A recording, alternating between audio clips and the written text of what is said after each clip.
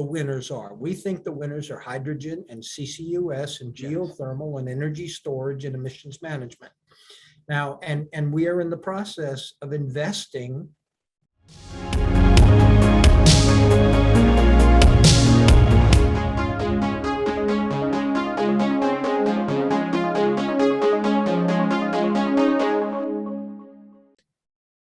I have this question that I wanted to ask at the symposium, but let me ask here, right?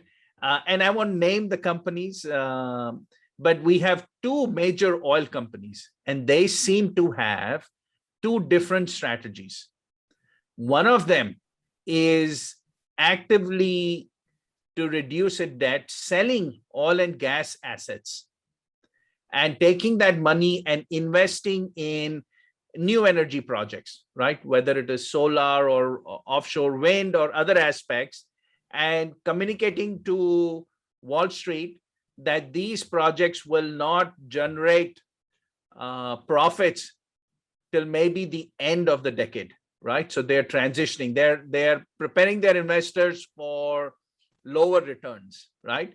But they're making this transition, they're moving away, and they're selling some because the environment is not the best, right? They are having to sell some of their better oil and gas assets to generate enough cash, because the poor assets nobody's buying. So they're giving up their golden assets, and they're coming under some question from other investor groups who are wondering what they're doing, right? You're giving away, but that's one strategy. Then we have another oil and gas company major who announces that they are going to triple their capex on sustainable energy and carbon capture and all of those aspects. It's still going to be only 10% of their capex, but they clearly, and I love this aspect of their announcement, where they said, we're not going to invest in solar or wind farms or offshore wind, because we see the returns less than 10% on our capital.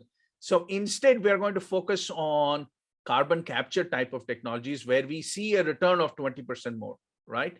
So they are sticking with their oil and gas, just working on making those oil and gas projects or initiatives far more efficient, effective, and getting a higher return. How would you compare and contrast these two strategies? So I mean, I'd have a personal preference, right? And I think, but I don't think Baker Hughes would have a particular view of it. I think I would say it this way. I'd answer it this way. This is a marketplace of ideas and opportunity, right? And so, as a potential small investor, and or institutional investors, they have an opportunity to choose. Yes. If I'm investing if I'm really convicted about the climate change problem, and I decide as an individual, as an institution, I prefer to take a little less return now and sort of bet on the come in the future. That's kind of what I did when I went to work 50 years ago, right? I started investing very little bit in things, and I figured at the end of my career, there'd be something there for me, right? Other people at other times in their career, they're going to invest differently because their time horizon is different. Their investment goals are different. And so I think it's a good thing that you have a multitude of opportunities and you can pick and choose from the ones you want. Yes, no, absolutely. I mean, it's not good or bad. I think it's different is okay. Well, yeah, it's not, it's as strategy students, we watch the marketplace, right? And this is strategy playing out. This is just beautiful. As a strategy observer, this is exciting, right? This is to watch mega companies and their boards and their CEOs lay out very different strategies, right? And time will tell which will succeed more. But we as the industry, we as society, we have to start thinking about energy transition. And as we think about energy transition, we have to start thinking about, because energy transition is a big term. It's very broad. I have asked people what the definition of energy transition is, and I hear definitions all over the place, right? There are very different definitions. So then it's worth thinking about, are there certain aspects of energy transition which have a higher probability of success, right? And higher probability of long-term sustainability, right? That these are right. So if you were to think about that, because, you as Baker Hughes has to start making some bets. Yep.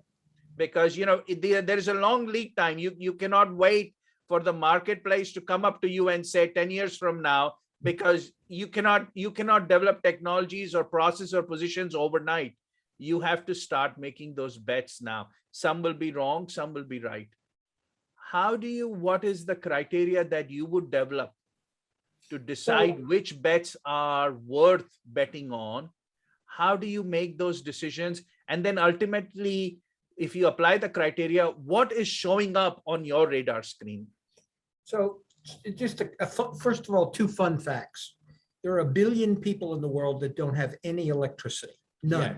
Yes. And there are 1.5 billion more people that only have intermittent electricity. Yes. So the demand for energy, the demand for electricity is going to continue to go up.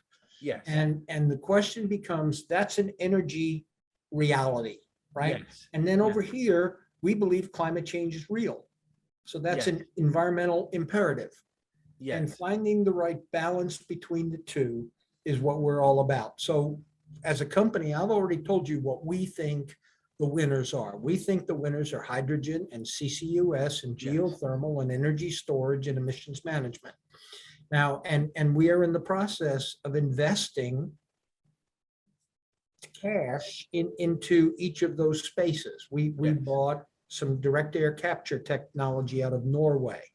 Just finished having a conversation about, and I'm not a technical person, Ravi, so I'm gonna mess this up here, but apparently there is a microorganism called an archaea.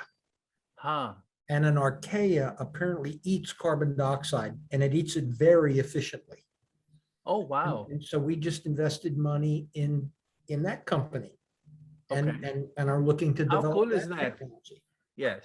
So you think about your core competencies, you think about what the future of energy is going to be, and you make your best choice, right? And it's not a game for the faint of heart. No. Hard decisions. And there's a lot of money involved. No, right? Lot of money involved, lot of sweating and